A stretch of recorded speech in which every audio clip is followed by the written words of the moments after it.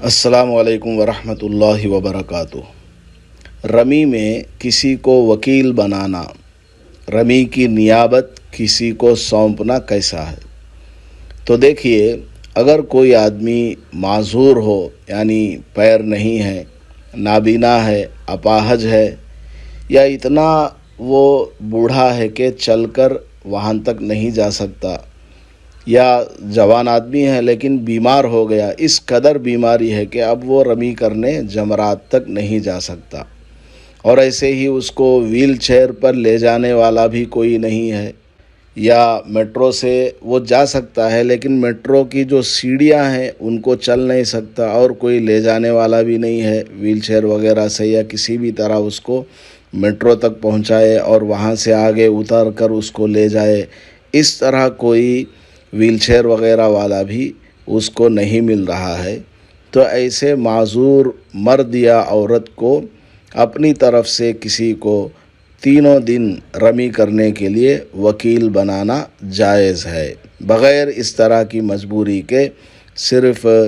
بھیڑ کی وجہ سے یا سستی اور کاہلی کی وجہ سے اپنی طرف سے کسی اور کو وکیل بنا دینا جائز نہیں ہے۔ اگر بغیر عذر کے کسی کو وکیل بنا دیا گیا اور اس نے رمی کر دی، تب بھی رمی ادا نہیں ہوگی، اور رمی کو چھوڑنے کی وجہ سے دم ان کے اوپر لازم آ جائے گا۔ اس لیے خود سے جا کر رمی کرے۔ ہاں، بوڑھا ہے، اپاہج ہے، نابینا ہے، یا انتہائی بیمار ہو گیا اور چلنے کی طاقت نہیں رہی، تو ایسی صورت میں کسی دوسرے کو وکیل بنانے کی اجازت ہے، جبکہ کوئی ویل چیئر وغیرہ پر لے جانے والا میسر نہ ہو۔ اور جو آدمی ہوش و حواس میں ہو، اس سے باضابطہ اجازت لینا بھی ضروری ہے، اور وہ اجازت دے کہ میں چونکہ معذور ہوں، میں نہیں جا سکتا، آپ میری طرف سے رمی کر دیں۔ اگر آدمی بے ہوش ہو گیا ہے، ہوش و حواس باقی نہیں، یا حج کرنے والا بچہ ہے وہ چھوٹا، یا پھر حج کرنے والا پاگل ہے، تو اس کی طرف سے اجازت کی ضرورت نہیں ہے، ویسے ہی جا کر اس کی طرف سے نائب بن کر، وکیل بن کر رمی کر سکتے ہیں۔ اور یہ وکیل رمی کیسے کرے گا؟ سب سے پہلے وہ اپنی رمی کرے، 10 تاریخ کو پہلے اپنی رمی کر دے، اس کے بعد میں جس کی طرف سے اس کو وکیل بنایا گیا ہے اس کی طرف سے رمی کرے، الگ الگ ساتھ کنکر مارے اس کی نیت کر کے، اور باقی 11 12 تاریخ کو چونکہ تینوں شیطانوں کو کنکر مارنا ہے، تو سب سے پہلے یہ آدمی اپنی رمی کرے، پہلے شیطان کو، بیچ والے کو، آخر والے کو، پھر واپس لوٹ کر کے آئے، پھر جس کی طرف سے یہ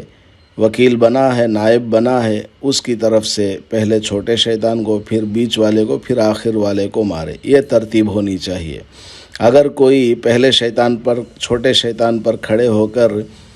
اپنی طرف سے رمی کر دے، پھر وہیں کھڑے کھڑے جس کی طرف سے یہ وکیل بنا ہے اس کی طرف سے کنکر مارے، پھر دوسرے کے پاس جائے اور دوسرے شیطان کو اپنے ساتھ کنکر مارے، پھر جس کی طرف سے یہ وکیل بنا ہے اس کی طرف سے 7 کنکر مارے، پھر تیسرے پر جائے، پہلے اپنے کنکر مارے، پھر جس کی طرف سے یہ وکیل بنا ہے اس کی طرف سے کنکر مارے، اس طرح بھی رمی ادا ہو جاتی ہے، لیکن یہ مکروہ ہے۔ اور اسی طرح پہلے شیطان پر کھڑے ہو کر ایک کنکر اپنی طرف سے مارا اور ایک کنکر اپنے موکل کی طرف سے، یعنی جس کی طرف سے یہ وکیل بن کر کے آیا ہے اس کی طرف سے مارا، پھر دوسرا کنکر اپنی طرف سے اور دوسرا کنکر اس کی طرف سے۔ ایسا بھی جائز ہے، لیکن یہ مکروہ ہے، مناسب نہیں ہے۔ تو ترتیب یہی ہونی چاہیے کہ اپنی طرف سے تینوں شیطانوں کو کنکر مارے، پھر واپس آئے چھوٹے شیطان کے پاس، پہلے شیطان کے پاس، پھر اپنے موکل کی طرف سے، یعنی جس کی طرف سے وکیل بنایا گیا ہے اس کی طرف سے کنکر مارے۔ یہ ترتیب ہونی چاہیے۔ اور بعض لوگ خواہ مخواہ سستی کاہلی کی وجہ سے